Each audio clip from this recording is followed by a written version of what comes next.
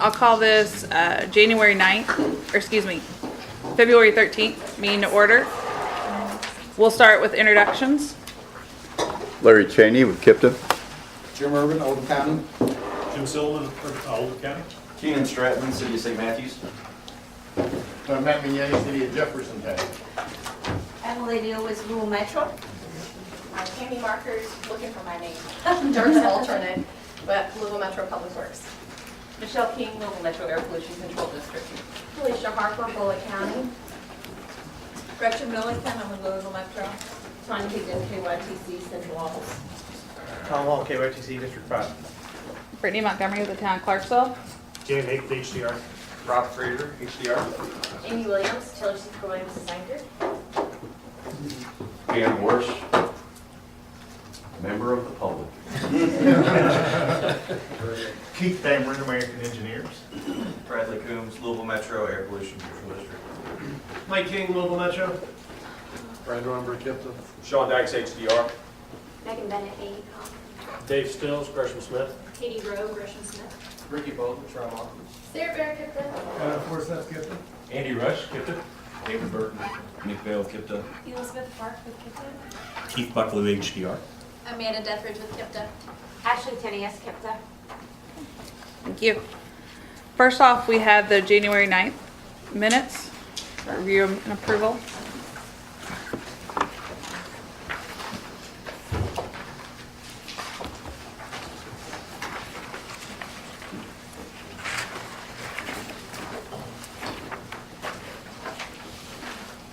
Does anyone have any questions, comments?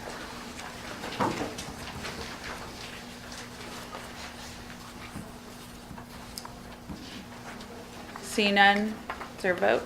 Motion to approve as submitted. Okay. Is there a second? Second. All those in favor, say aye. Aye. Any opposed? Thank you. Next, we have the TPC committee report. Larry? Yes, ma'am. The Transportation Policy Committee met in January and basically went over the same things that this body had discussed at our meeting earlier in the month. Went through the Federal Certification Review synopsis and how that came out. We also went through the quarterly project review, Kentucky and Indiana dedicated funds. The committee approved what you had recommended for approval. We also went through a discussion about group project categories. The committee also approved what was recommended by this body with the inclusion of comments from TARC and with a $15 million rather than the $10 million cap on the road and bridge maintenance projects. And we also heard administrative modifications. Thank you.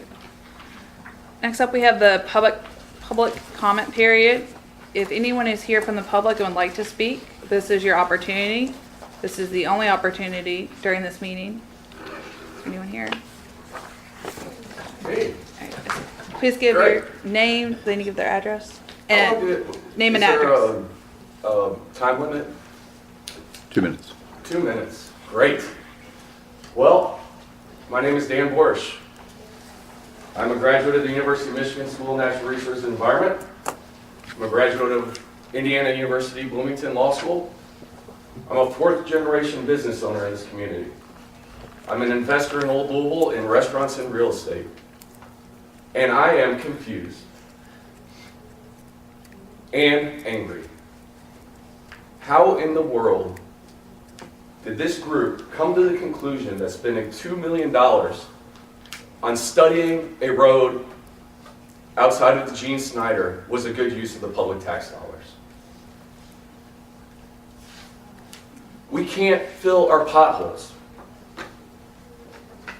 The most basic responsibility of transportation, maintaining the infrastructure you have.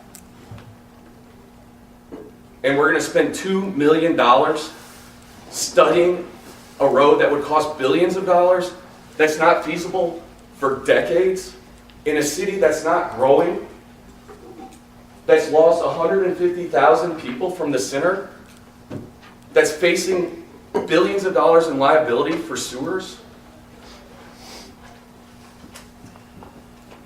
Every minute that I review of your previous meetings, Nobody from the public shows up, except the lobbyists and the self-interested.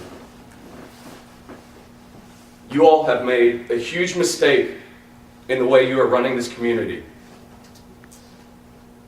It's almost like a religious moment you should consider. Repent. Repent. I feel like a preacher. You are doing a disservice to this community by spending money we don't have on pipe dreams that benefit nobody. Meanwhile, your big, beautiful I-65 bridge overpass over Market, I dare you to spend a night there. None of you have the guts to spend a night on the street with the homeless in this community that can't feed themselves. And yet, you're willing to spend this community's hard-earned dollars on nothing, on paper, that will sit on a shelf for decades at best. Even if you're the most fantastic, fervent dreamer of more roads, which God bless you, that's never going to get built in my lifetime. Reconsider what you're doing. Reconsider who you work for. Reconsider how you vote. It's wrong. It's not even a close decision. Think about it. And I hope I've conveyed the anger that's reflected in the other comments that were put on the public news sites that reported this story. And it doesn't scratch the surface. Does not scratch the surface of what the average person feels. Good luck to you. Okay. Can I get your address, sir, for the minutes? 1450 South Brook, Louisville, Kentucky, 40208. Thank you. Are there any other public comments? Seeing none, we will move on to the Regional Freight Mobility Study. Elizabeth and HDR, I think, is here with you? Yes, Keith will be presenting as well.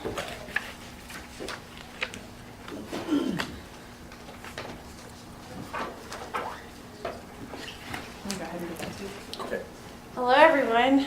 My name is Elizabeth Fark. For those of you who do not know me, I was the project manager on the KIPTA side for the Regional Freight Mobility Study.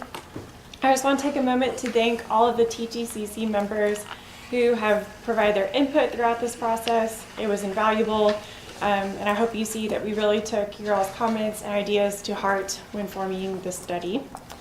And we've already been using a lot of the data in our project development process, so it's already being used. I know it will be invaluable in the future as well.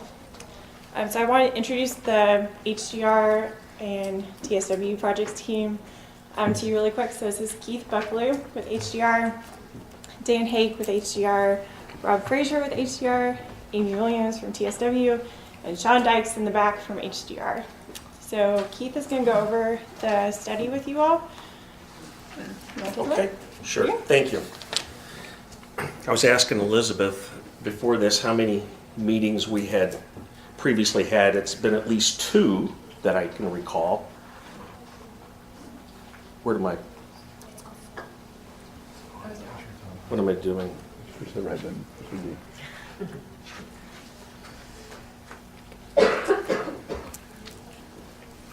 All it took was a button switch, technology. So what we're going to do, we've told you in a couple of the previous sessions what we intended to do and what the purpose of the freight study. Well, we've concluded it, and now we're going to show you the results of what we found out through the study and how it's going to help determine projects and other programs in the future. On the agenda, these are the main things we're going to cover. Most of it is dealing with the outcome of the particular study. Just to refresh your memory just a little bit, why freight?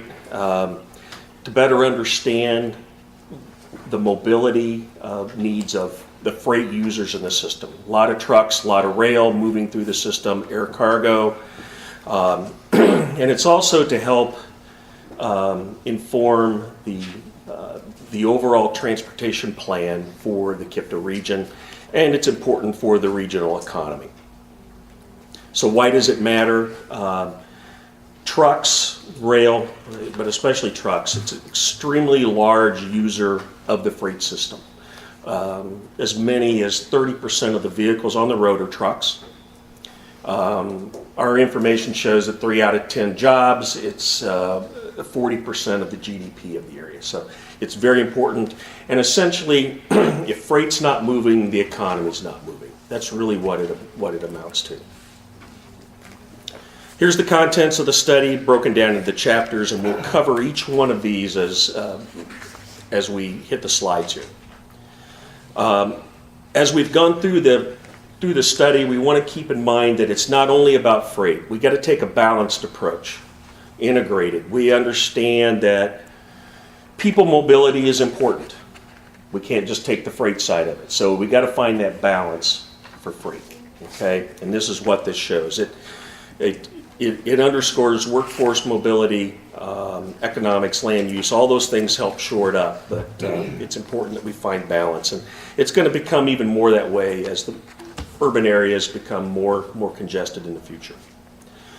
In the Connecting Kentucky, Indiana Transportation Plan, this is the transportation or the freight goal that's depicted in there, ensuring timely, efficient movement of freight all throughout the region. Now, we developed 6 freight sub-goals to support this, and we'll cover those on one of the slides here. The freight study also helps to inform, and it's integrated into the overall KIPTA planning processes.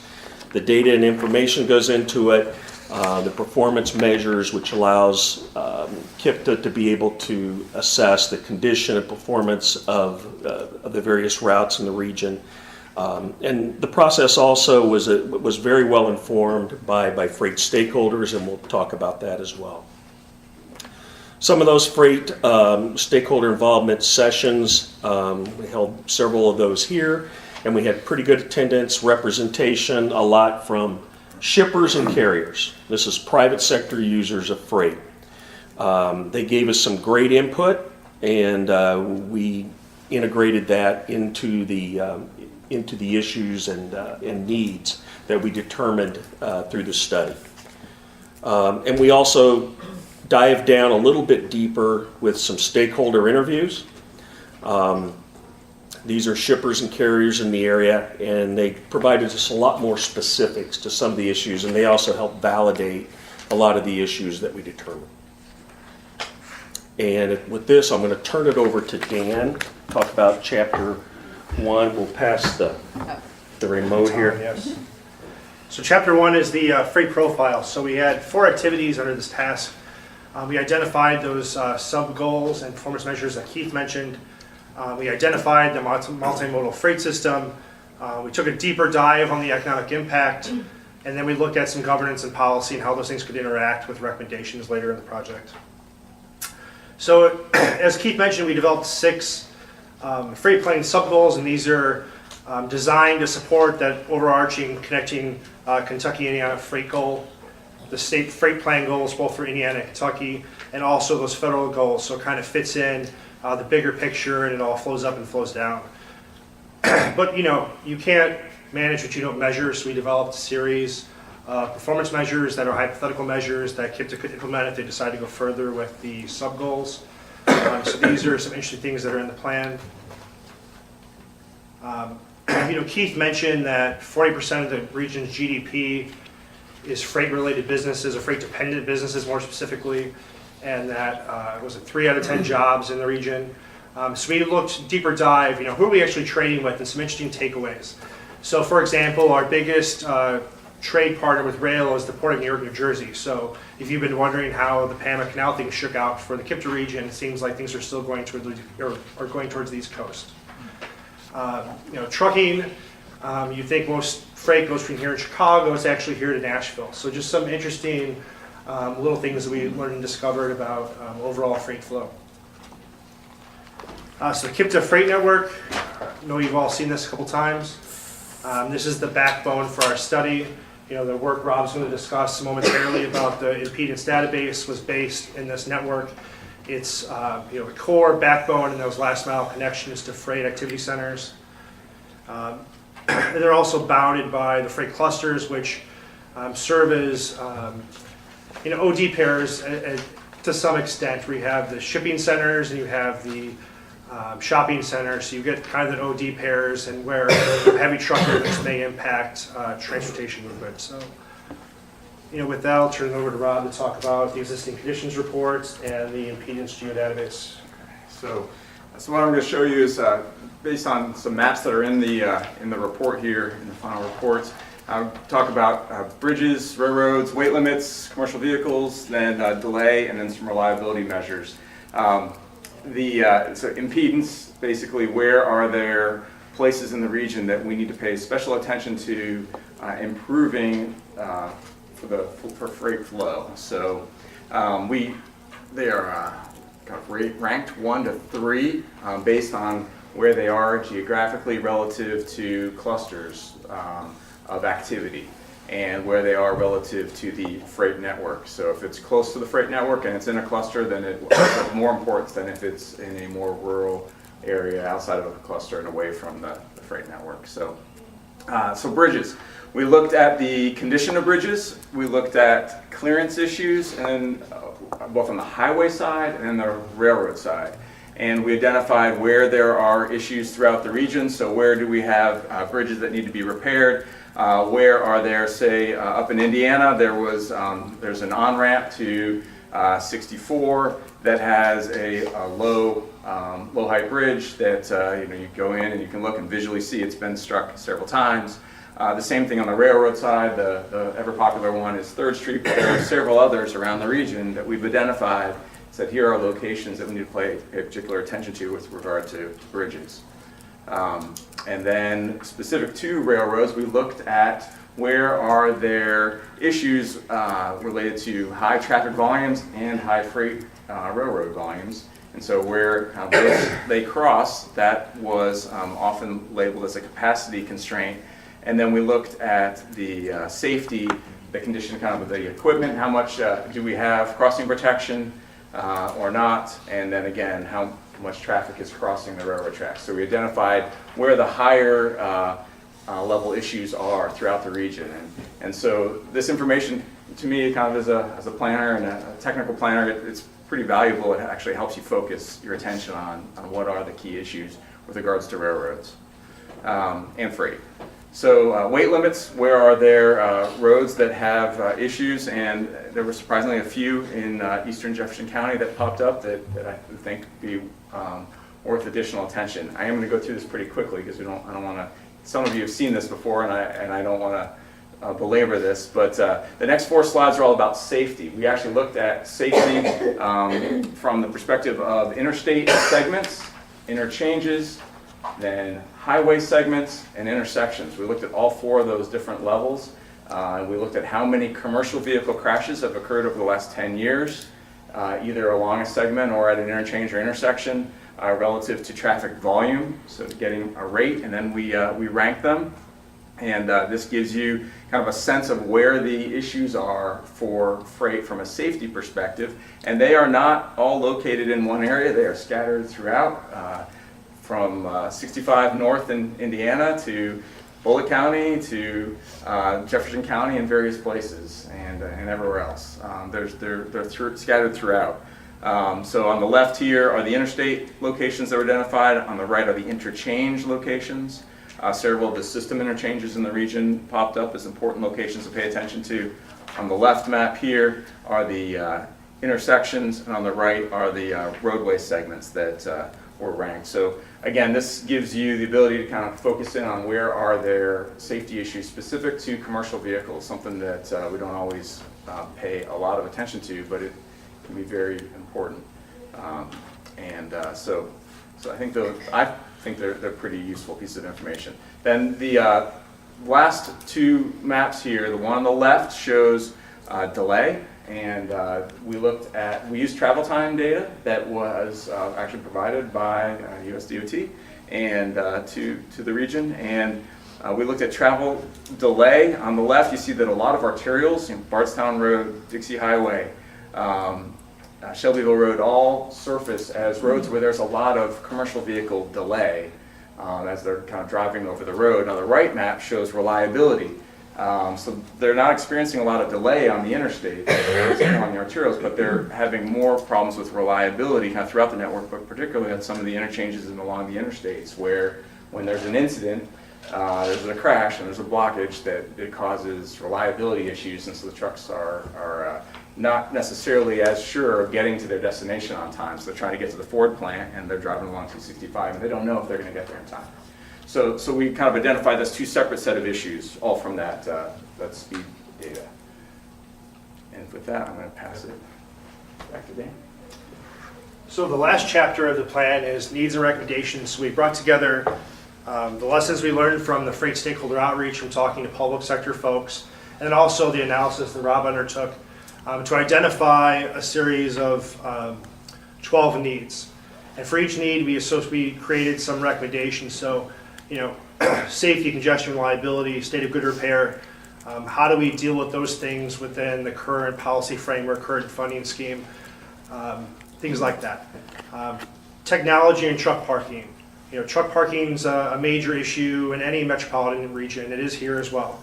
You have a truck parking problem on the interstate system. You have a truck parking problem on some of your street network, near factories and manufacturing facilities where people stage and park where they're not supposed to be. E-commerce, air cargo, huge. 40% of GDP. So when we interviewed UPS Worldport, they had told us that over 250 other businesses located in the Louisville metro because of their presence here. So how do we make sure those interactivity and those trips happen efficiently and safely? So we looked at the nearby street network, interchanges, things like that. Partnerships. Obviously, KIPTA serves as a regional convener. So how do we bring more people together to solve freight problems? Livability, connecting transportation land use. Obviously those are some complex issues, but as people get more and more deliveries at home, how do we integrate freight into neighborhoods more appropriately? And then freight funding, which is obvious. We always need more money. So one example, congestion and reliability.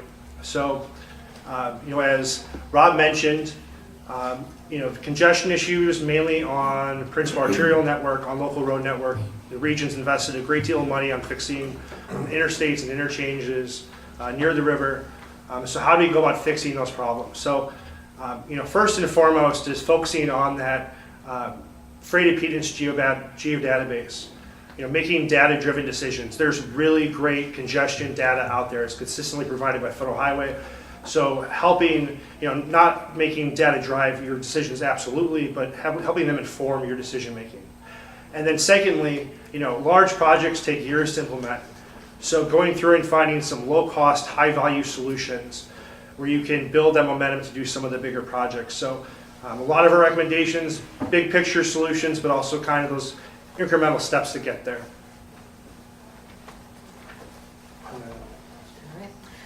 So kind of paired with the actual study document that Rob had kind of held up, one of the things that KIPTA and our team really wanted to do is take it one step further and say, okay, how do we take all the great ideas and great references that are in there and make it into a little bit more of a user-friendly document or guide? And that's where the Freight Design Guide came out. And this document basically goes through, and it's about 30 pages, so it's pretty short and sweet and simple to the point. But it really focuses on, as you as local sponsors start to undertake projects, how do we make sure that you can incorporate freight into those projects, or at least consider things that need to be considered from a freight perspective as you look at projects. So it goes through a variety of different things, but really focuses on segment design of roadways, and then intersections as well. So we go through rural, suburban, and urban to cover kind of all of our various local communities in there. We also talk about access management, innovative intersection design, and even freight parking, and how, as you're doing a project, what are some considerations from that aspect. So it was really just developed to be a reference guide, and it will point you to a more detailed document, whether that be NACTO or something else that's already out there. But we tried to make sure that it was pretty graphic friendly so that you could kind of start to see how we can, that's on the next slide, how different freight activities can impact your local projects as you're doing them. So as you start to do projects, definitely maybe reference this guide as you're moving forward as well.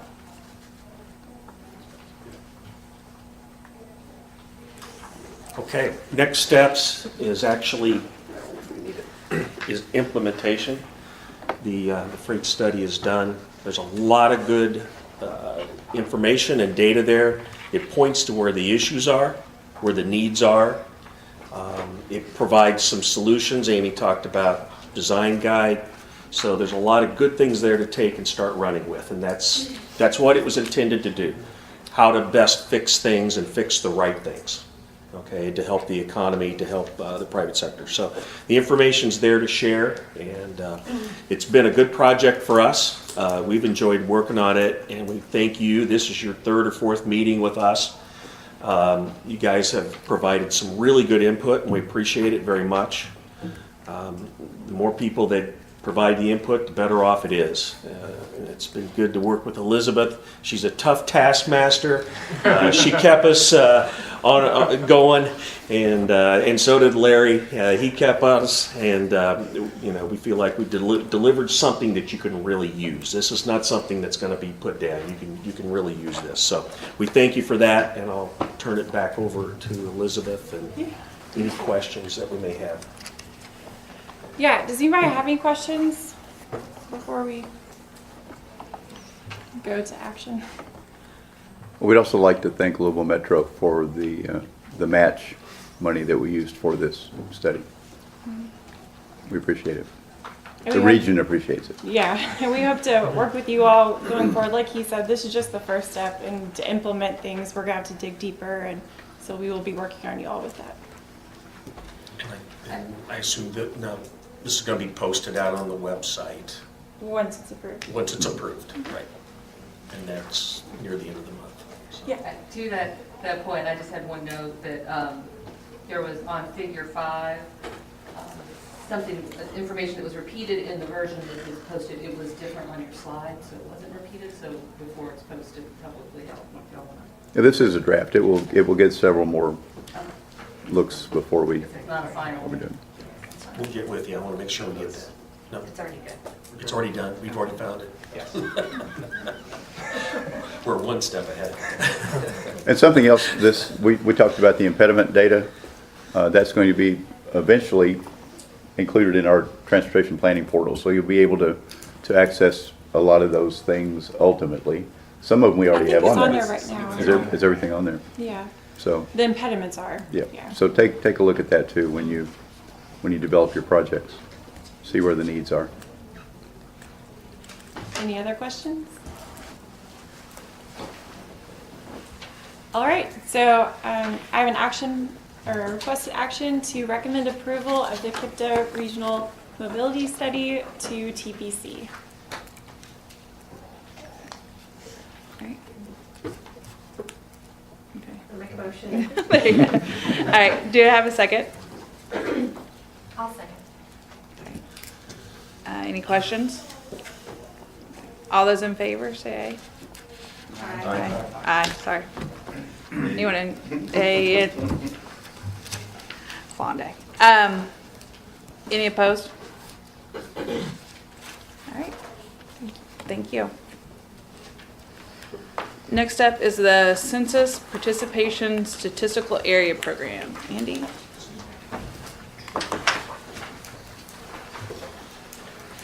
All right. Those of you that were here in November at our annual meeting, you'll see some similar slides. At that point, I announced that this thing called the Census Participant Statistical Area Program, aka PSAP, was getting underway. And so just 2 weeks ago, it was formally kicked off, and so I'm going to kind of be following up on my November presentation.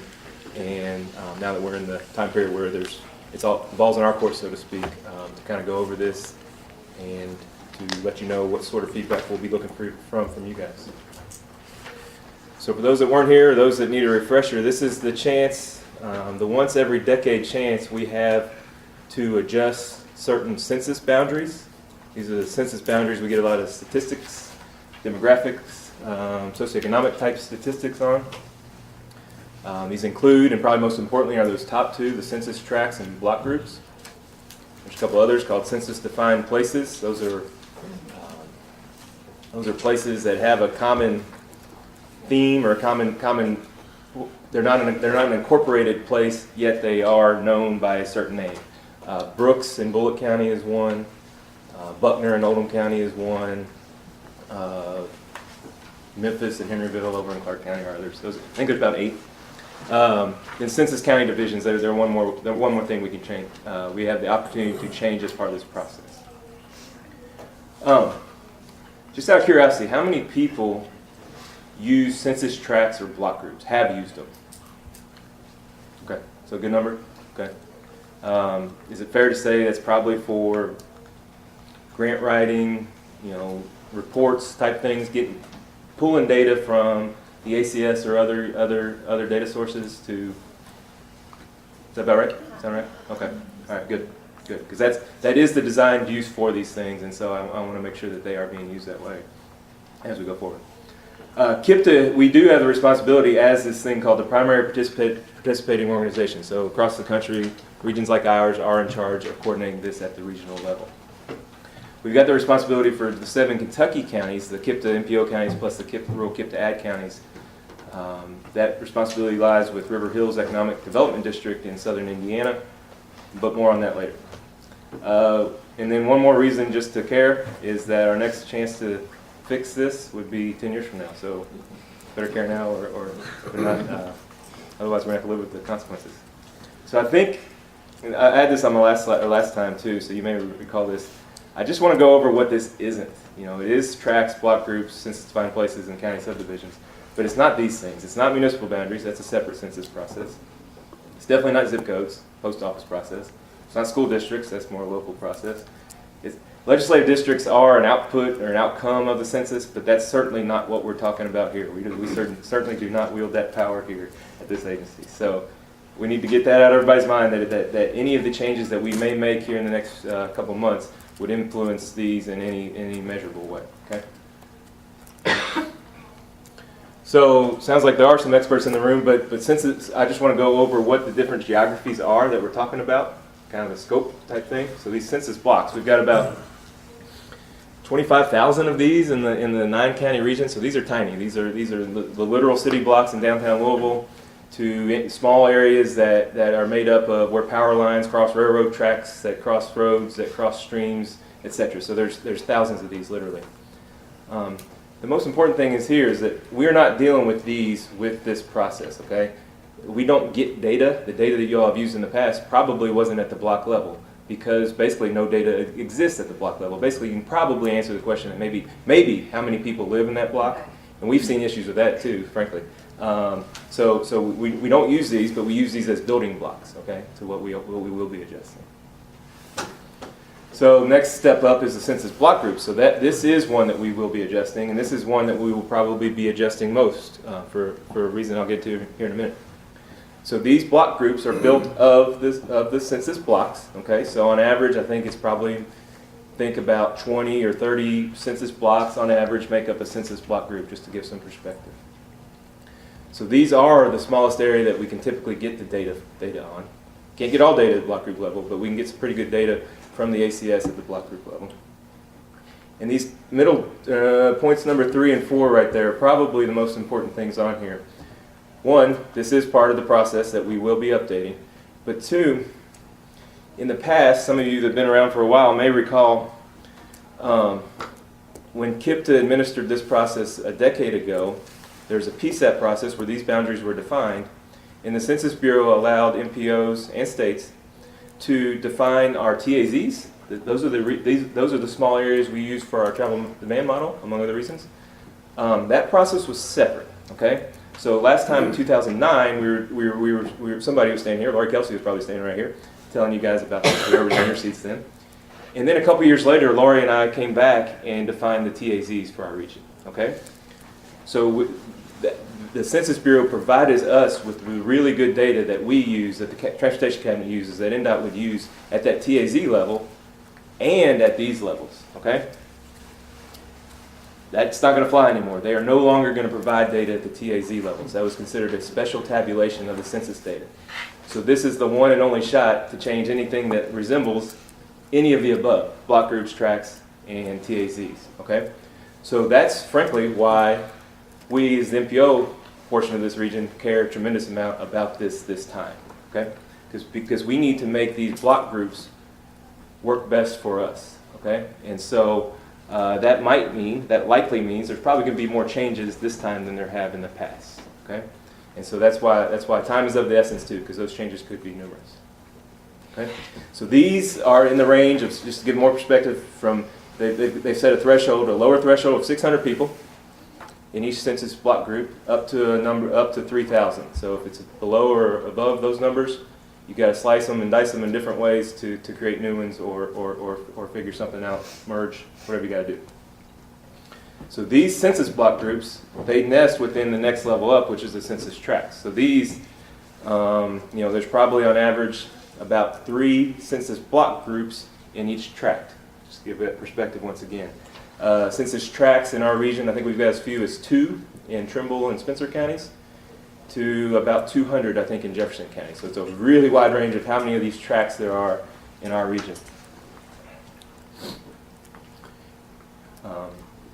This along with the block groups are the core things that we're going to be changing. And the important thing to note on this thing, I put boundary continuity up here. What that means is we need to be able to, and users of the data need to be able to compare what's going on with the 2020 census at the tract level to the 2010 census. So for the most part, these tracts aren't going to change. Literally will not change their geography. They will change in certain circumstances. They will change when they exceed a maximum threshold. In this case, the maximum threshold is 8,000 people. So if there's more than 8,000 people in a census tract, it's ineligible at that point. You need to split it. And there's also a minimum of, I believe it's 1,200 people. So if there's fewer people, if there's been some decline in population in a census tract, there may be reasons to combine the old ones to create a larger geography new one. So what typically happens, I say they mostly stay the same. Most often in areas that have experienced growth, in suburbs, let's say, most often recently, they will be split. So census tract 2, I know is in Portland. So that census tract has been census tract 2 for decades, okay? With this update, the census has proposed splitting that one. So there's 2.01 and 2.02. So if a user of the data would say, if I want to know what's going on in census tract 2 over the years, I'll have to combine the 2 new ones to look back, okay? So that is an important thing to remember about the census tract. That sort of continuity is not as important on the block groups. Those can be changed as necessary, the block groups, that is. And one important thing about the tracts is they have to nest within the county. Some of those other boundaries, zip codes for instance, those things cross county boundaries. Tracts can never cross state or county boundaries. And I don't want to get too much into these other two, these CCDs and CDPs, but those will be looked at. I don't think there's really any reason to change those, frankly, with the exception of Brooks and Bullitt County, where Hillview has annexed territory into the old Brooks CDP. We may need to make some adjustments to accommodate that. Just maybe perhaps the boundary of the Brooks CDP might need to shrink. So most of that stuff is what I had in my November presentation. What's changed since then? The Census Bureau told us for months that we should expect information from them in January. If you remember, in January there was a federal government shutdown, so we were uncertain about that for a while. But they did provide information to us just a couple weeks ago on January 25th. So that date is important because the PPO is a participating organization, KIPT is one, of course. We have 120 days to adjust these boundaries as we see fit and turn them back around and send them back to the Census Bureau for their verification, to make sure that they can live with them, so to speak. So they provided us a ton of information on kind of a how-to. They provided us a software that we are expected to utilize called the GUPS, Geographic Update Partnership Software. This is a screenshot of the GUPS, if anybody's interested.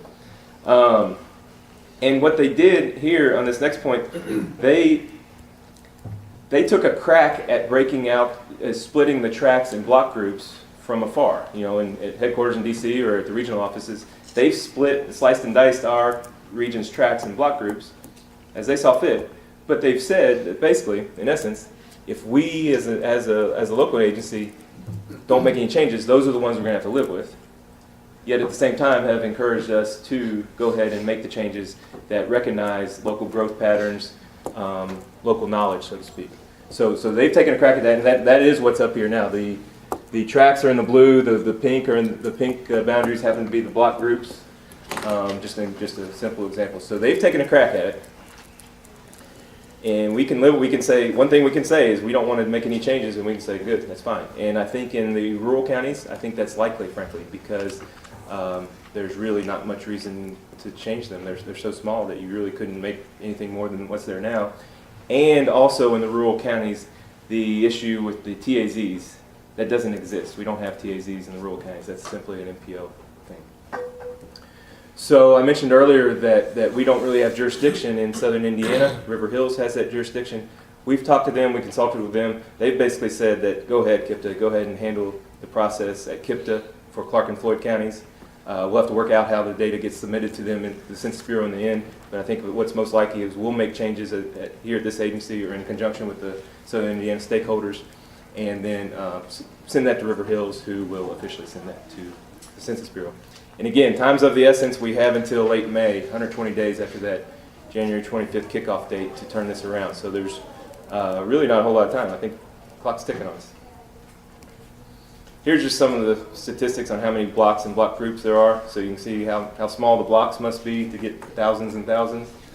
So this was the 2010, and the numbers in 2010. And this one is the 2020. And this is how, I mentioned earlier, how the census has taken a crack at it.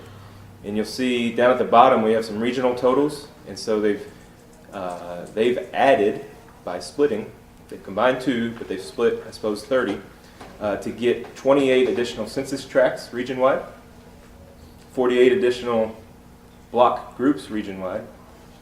Most of the changes, or most of the additions, were in Jefferson County, where areas like Portland, the Portland tract was split into 2. Suburban East End Jefferson County has been split many ways over the years and continues to be split with their estimate.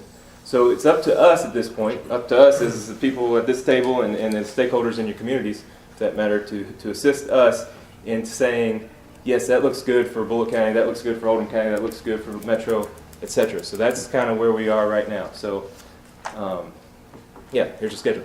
So January 25th, we got it. February, stakeholder consultation. So we got a kind of we got 4 months. So if we can figure out here in February, and this is where I'm asking you guys for help here. Who needs to be involved?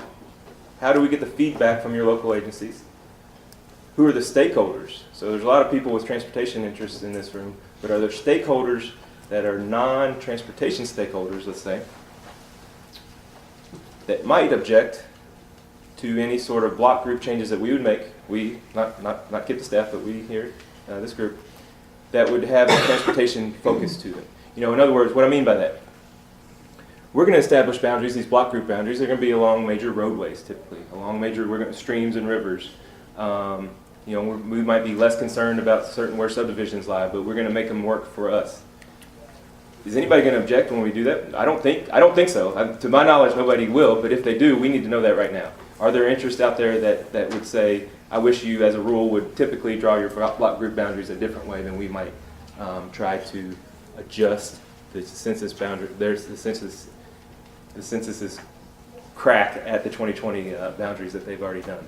So that's, if anybody has any feedback, please provide that to me either today or in the next few weeks, because we do need to figure out how, in March and April here, we're going to coordinate this in each county.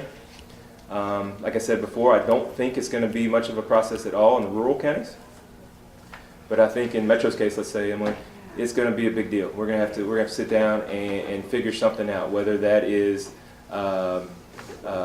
we provide you guys, for instance, maybe here's what the census said. Maybe here's what KIPTA staff have. We take a crack at it too, and maybe that might be the one that Metro reacts to, for instance. Let's say. But let's talk about that. Let's keep that open dialogue going, because we only have, what, 90-something days left, 90 days, 100 days left towards that May deadline. We will get a chance next year, starting in January, apparently how this works. We'll send it to them in May. They'll check it over, make sure it works. If there are any changes, they're going to send it back to us and let us verify them and say, yes, that's okay. So that's going to be, that will happen early next year, all in advance of the census, which officially, the census day is next April. I think that's all that I have. Are there any questions, I guess, before we go any further? There's no vote, there's no motion here. No action No action needed. I will be reaching out, or myself, or Sarah, or Adam, or Larry will be reaching out soon. We are going to want to turn this around quick because we have to. So kind of got to live with it. All right. Thank you all. Thank you.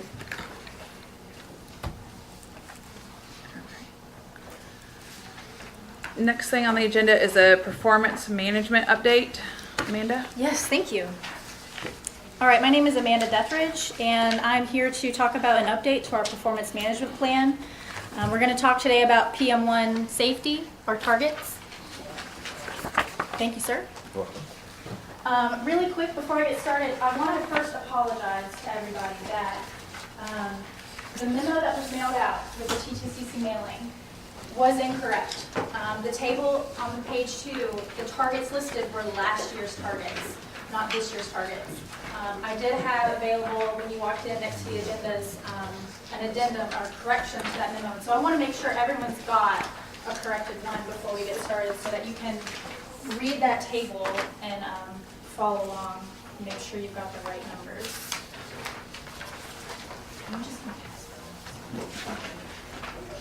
All right, Matt's going to get it started passing around. Okay, I do apologize for that.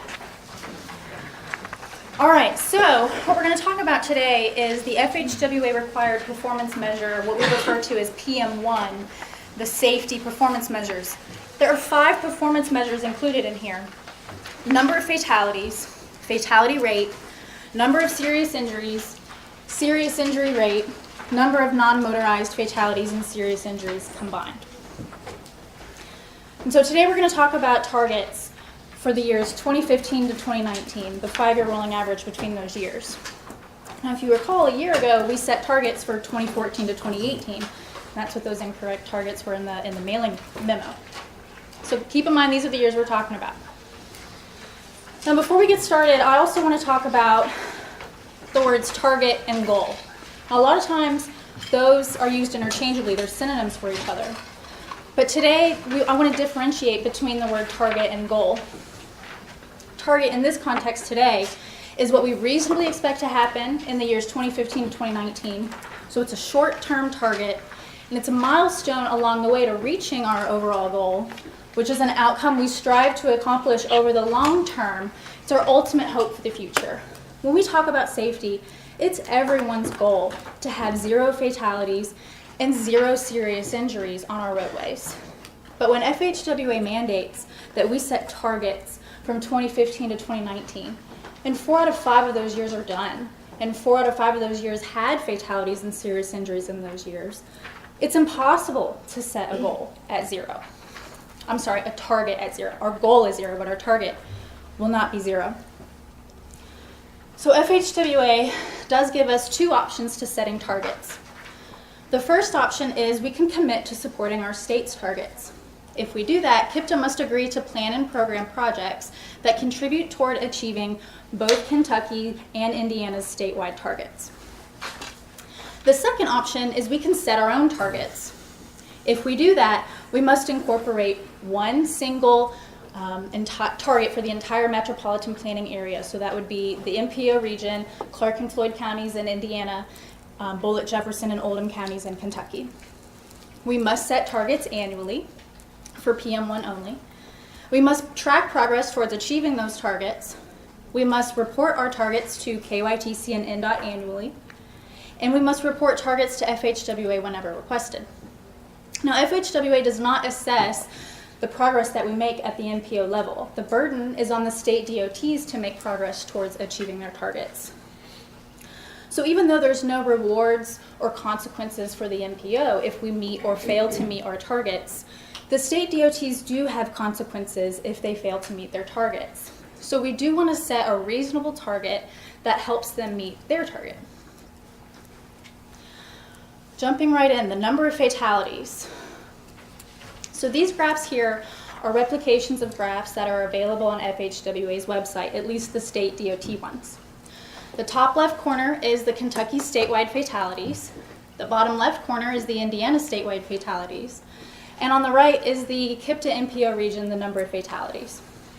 So if you see the dots connected by the lines, those are the actual number of fatalities that each of those agencies had in that specific year. The square points are each agency's 2014 to 2018 5-year rolling average target, the targets we set a year ago. And each triangle represents each agency's 2015 to 2019 5-year rolling average. Now, the green triangle here on the right on the KIPTA graph is the target that I want you to consider approving today. That's the target that's on the corrected memo I passed out earlier.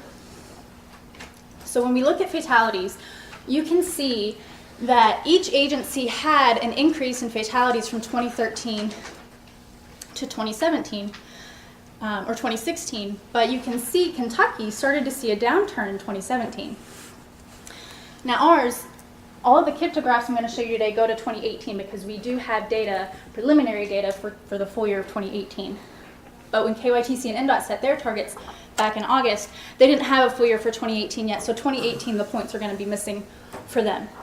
But you can see Kentucky started to have a decrease in 2017, and we had a decrease in 2018.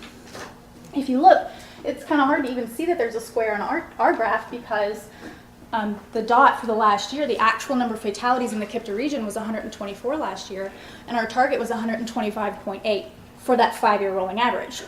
So we did a really good job turning it around. Other good news that's not represented on the graphs here is the preliminary data, both Kentucky and Indiana statewide had a significant decrease in their number of fatalities as well. So maybe we're starting to turn this barge around. However, we're still proposing to set a rising target. If you look at the Kentucky statewide target, the triangle for this year, they set a target that's the same as last year's target. They're just maintaining their target. Indiana decided to set a target that was rising. And the methodology that they used and the methodology that we used as well was to look at the actual numbers of fatalities from 2015, 2016, 2017, and 2018, and then do a trend, a linear trend for 2019 going back 10 years. Using those numbers, we came up with a 5-year rolling average of 133.7. So that is a higher target, but that does incorporate the previous few years that were higher, including that really high 2017. So until 2017 is not in our target years anymore, it's probably always going to skew us a little higher. All right, moving on to fatality rate. Everything I said about fatalities is true here. Fatality rate is the number of fatalities per 100 million VMT. Well, VMT was steadily increasing, but our number of fatalities decreased, so our fatality rate decreased significantly last year as well. And again, what's not shown yet on Kentucky statewide and Indiana statewide is they decreased as well. So we all have similar curves where we're kind of steadily increasing, but now we're starting to turn that barge around. But again, the same issue with if we're going to set a target from 2015 to 2019, we're still going to have those really high years, including that really high 2017 in that target. So that's the reasoning behind why our target is a little higher. Now, serious injuries is a little bit of a different story. You can see on Kentucky, Indiana, and KIPTA also that we were kind of either increasing or kind of maintaining, slightly decreasing in the KIPTA region, and then we've started to see significant decreases starting in 2016 for Kentucky, 2017 for Indiana, and for our region. And again, it's preliminary statewide. Kentucky and Indiana had a decrease in 2018 as well. So the good news is this time we can start to set a declining target. Our target we're proposing this year is actually almost 100 less than the target that we proposed last year. So we've really started to turn this barge around on the serious injuries. And the same thing's happening with rate. Serious injuries per 100 million VMT. VMT since 2013 has been increasing, actually since before then. So exposure is increasing. Your risk of getting in a crash and having a serious injury is increasing, yet we're turning it around. They're going down. So again, we're able to set a declining target for serious injury rate as well. Lastly, we have our non-motorized fatalities and serious injuries. Now, non-motorized means it was a crash involving someone who was walking, biking, riding their horse, or driving their horse-drawn carriage or vehicle.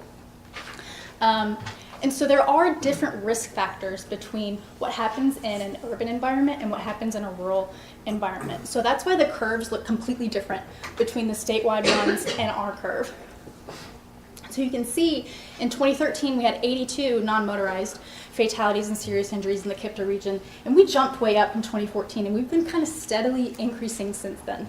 We had a slight decrease last year, which is good news, but when you do the 5-year rolling average, it kind of comes out to setting a target near our baseline. So hopefully we can start turning that barge around pretty soon too. All right, lastly, this graph shows all 5 of the performance measures that we talked about today. The baselines from 2013 to 2017, that's FHWA mandated what our baseline is this year, and the targets, 2015 to 2019. All of those yellow highlighted numbers are those targets we're asking TTC to recommend approval of today. You can see we've set slightly rising targets for number of fatalities, fatality rate, and the non-motorized one, but we set declining targets on number of serious injuries and serious injury rate. So we're really proud about that. We think we're turning that barge around. Hopefully for all the ones that have to do with fatalities, that the lower 2018 was just the first year of the beginning of a new trend. We do have 2 actions requested today. One is to recommend approval of the PM1 safety targets, and the other one is to recommend permission to add these updated PM1 targets to our performance management plan. Are there any questions?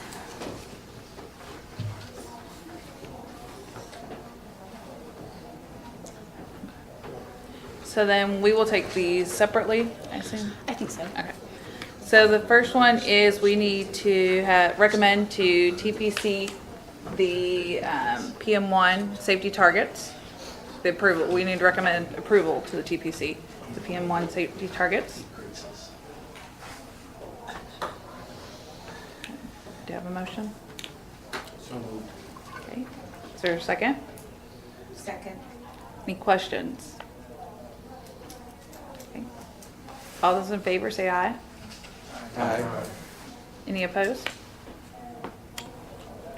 And then the second one is to, Recommend permission to update the PM1 targets in our performance management plan. So moved. do I have a second? Second. All those in favor, say aye. Aye. Any opposed? All right, you're Thank good to you. go. Thank you. Next one we have is the draft fiscal year 2020 Unified Planning Work Program. Plan. Yes, ma'am. The draft is underway due to some delays in some information from Federal Highways and some budget issues that we're running into. That won't be available for review until next week, but I will send out a link to TTCC and TPC prior to the TPC meeting for your review and comment. One thing about this year's budget, historically we've participated in some type of planning study or another with just like the freight plan this year, Clark County study, the Bullitt County study. This year we're going to retain what dollars that we might have available and use it to update our origin destination information. That has not been updated since the year 2000. And we'll have the opportunity now with some of the data that they talked about during the freight plan presentation. There's a lot of origin destination data out there now from a lot of different vendors based on GPS devices, cell phones. They're crafting an industry where they're buying this data from these carriers and turning it into something that the transportation industry can use. So we're looking at that, and that's where we'll be spending our money this coming year, rather than offering the opportunity for planning studies. If that changes, say mid-year, we'll let you know. But the link to the draft UPWP will be available next week. Okay. Questions? Thank you. The next thing is the Transportation Technical Coordinating Committee 2019 officers. Yes, the nominating group was convened via email, and the proposition is, if they choose to accept, and he's not here today, so I assume that he will. Jim Urban as the chair, and Justin Tackett from New Albany as vice chair. The recommendation of the nominating working group. Okay. And we need motion and a second on that. Do we need them individually, or? I think you take it together. Okay. So do I hear a motion for Jim Urban as chair and Justin Tackett as vice chair? Okay, all those in favor, say aye. Aye. All right, thank you. Jim, I didn't even ask you if you objections, could. no. Yeah, I'm like, I didn't even ask you if you were gonna stop. Thank you. There you go. I'm happy to do it. All right. In other business, we have something, U.S. Census job recruitment. Well, she didn't come. I received a call the other day from a lady who works for the census, and they are recruiting very heavily right now for the census data collection. And she was supposed to be here at the meeting to make a little presentation, but she's not here. So you may hear about it individually. She may come to TPC, we'll see. But they are in need of Workers. census employees. Okay. Is there any other business? Anyone have anything? Seeing none, I'll take a motion to adjourn. So moved. And a second? Second. Okay. All those in favor? Aye. Thank you. Have a good week. Well, thank you, Brittany, for your service this year as chairman. No problem. Thank you.